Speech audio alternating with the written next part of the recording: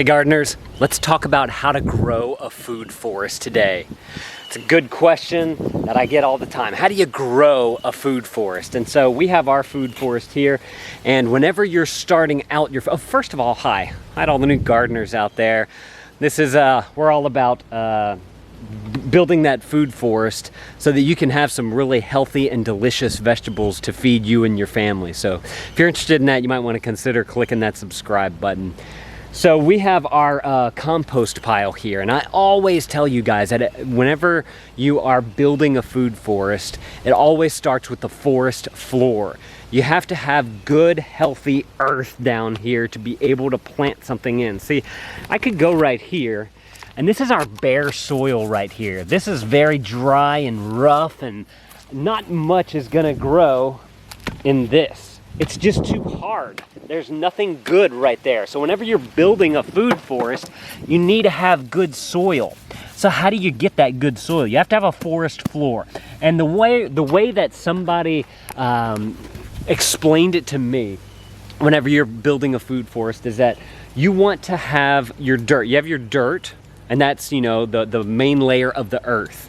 And your earth needs armor, or clothing, if you will. So you have your skin, right? Your skin is like your organs, you know, the skin of your body. And you wear clothes to protect your skin.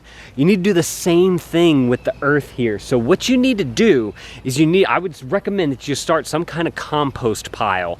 Basically just take all your food scraps, vegetables, fruits, and that type of stuff, and just throw it into a pile somewhere. And it's just gonna compost down. And what that's gonna do is that is going to bring in a whole bunch of life into there, worms and bugs and whatnot, and they're gonna start eating through it. And then they're gonna create worm castings, and they're just gonna break down everything. And that's gonna give you one, super nutrient rich soil that you can use, but two, that's a great foundation layer that you can put over your soil that you're wanting to work. And then after that, what I like to do is I put some kind of mulch on top of that as the armor. So you have the layer of your soil layer, which is like your skin. Then you'll have your compost layer, which is a part of your soil, and it's kind of like the clothing. And then you have like the leaves or the mulch or like the dense compost that you can layer on top as like the armor for your soil. So whenever you're building a food forest, you need to create kind of that lasagna, if you will, of those ingredients right there. And like I said, the way to start it is with some kind of compost pile. You can also get a Yimby, I like this one right here. It's the Yimby Tumbling Composter. Makes great compost. I'll link it up down in the description below. You guys can go and check it out. Go read other people's reviews about it. I just like it because for the price that it was, it's been the best one that's been performing for me for the past 2 years. I think I've had it or so. Haven't had any issues with it. So very, very pleased with that guy right there. But you can, if you're have a smaller space and you don't have room for you know, this type of compost pile, you might want to consider doing something like that just to have a smaller space. Now, I do get the question of whenever I'm, you know, I want to build my food forest. I'm trying to figure out how to build my food forest, but I don't have that much space. But I'm thinking about getting a tumbling composter to put like on a balcony or something like that to be able to bring food scraps to easily. The problem with that is that I'm pretty sure almost all composters, they're gonna have some kind of leaking that's going on. It's just the composting process. This gets kind of wet, and so it's just gonna start to leak after a while. So you may wanna have, like, if you do decide to do that, you may wanna have some kind of tarp along the wall and the bottom, because whenever you go to turn this, some of your water or some of that mess is just going to kind of fling everywhere.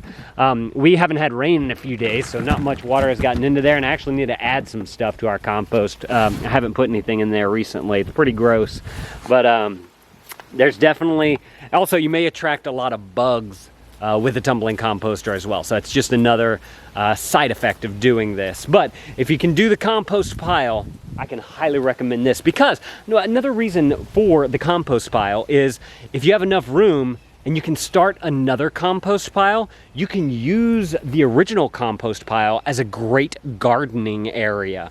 So that's something that you might want to consider. Another thing that you can do, I actually saw a video of somebody doing this who lives in North Louisiana. I live in South Louisiana. They wanted to kill the grass of a large area that they were going to do some gardening to build their food forest. And so they took a big giant rug and they just put it over the grass where they wanted to kill a whole bunch of grass. Like, let's say I wanted to do this right here. I just lay out a giant rug and let it sit there for like 2 months or so. And then after those 2 months, the grass will be gone, and that'll be a great area. Everything's decomposed under there. It's got tons of sun, got tons of heat in there to be able to decompose everything down. Then you remove the rug and you've got a great area that you can start to build your food forest. And I would recommend getting some kind of compost that you can get from a compost facility, or maybe just even some leaves, and do like some black leaf mulch composting that you can use over on that after the grass has been dead, because you don't want stuff popping up through there. That's kind of the annoying part about it. But whenever you're going to build a food forest, highly recommend the food floor. And then once you get that, you'll start to get, you know, trees growing in your yard. This is a little young one that we have here. He doesn't get as much sun, so he's not too big. But one thing that I'm super excited about is this guy right here. We are getting some food right there. Got some nice little satsumas. Hopefully we'll be able to pick them whenever they turn ripen soon. But what I can show you here, what I did whenever I planted this tree, this used to have grass all around it, like all the way up to the trunk. And I was like, man, I just don't like getting under there with the lawnmower. I don't want to damage the trunk or anything. So what can I do here to alleviate some of this grass? Now we have this crabgrass here, so every now and again you got to kind of come and pull that back. But what can I do? What I did right here is I put down a huge layer of cardboard. Once I got that cardboard down, I grabbed a whole, get it from the compost facility here, but we can get mulch, or this compost, this mulch, whatever you want to call it. And it used to be a lot bigger than this. It used to look like wood chips almost, because that's basically what they do, is they take wood from the side of the road that people are getting rid of, and they bring it to this facility, and they mulch it down, and then they leave it into a pile, basically a compost pile, and then you can go and get some for free from the facility. I've actually done a video of me getting this compost before, which I'll link up at the end of the video, so make sure to watch to the end of the video. But that's what this used to be right here, and it made for a great foundation, a great forest floor right here underneath this this orange tree right here. And it's just, this is the year that it was ready to produce, so I'm very excited to see what exactly we got right there. Now another thing too is if you dig down into this right here, I mean, you can see that there's not going to be any grass under there. You just have some really good nutrient dense organic earth right here that we didn't use any pesticides, any herbicides, any of that stuff to be able to get to this. And it's just a great foundation right there for your forest floor, which is going to make you create these trees that are actually going to produce something for you. We actually did the same thing over here. Whoa, we're really blown out. I don't know how to fix that.